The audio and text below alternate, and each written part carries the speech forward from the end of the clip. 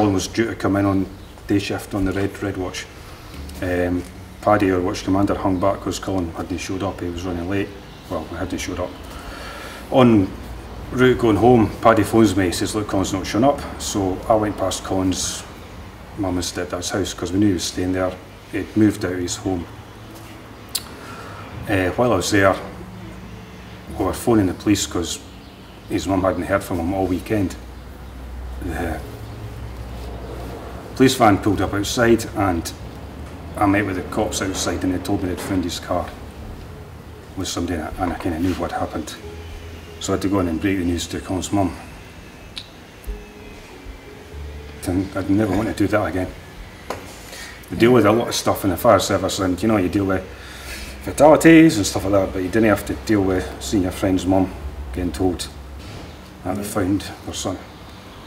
Miss him every day, you know what I mean? You still expect him to walk through that door in the morning, and it's still the same for me anyway. It's like you forget sometimes that that's actually happened, and I'm not meaning that in a bad way, like I forgot. It's just like you forget, and you expect him to come in and be his usual self and all that kind of stuff. And I think that's kind of the acceptance. You kind of, for as long as it has been, like a year and a half it is now, the acceptance is still, it's not there. It's still, you're still not accepted that that's happened.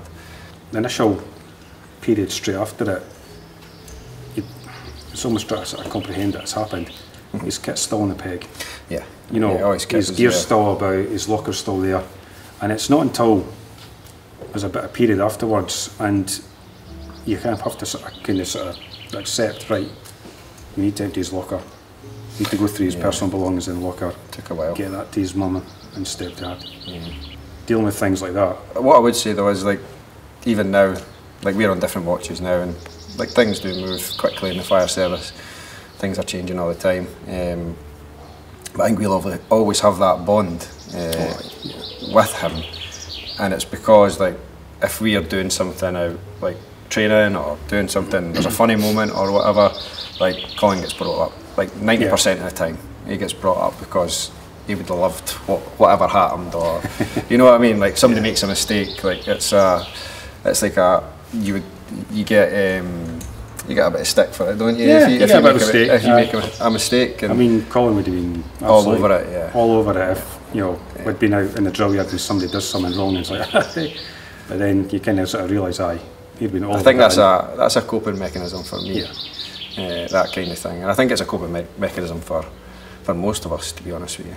And that's a good thing that comes from that, if you know what I mean, because of the character he was.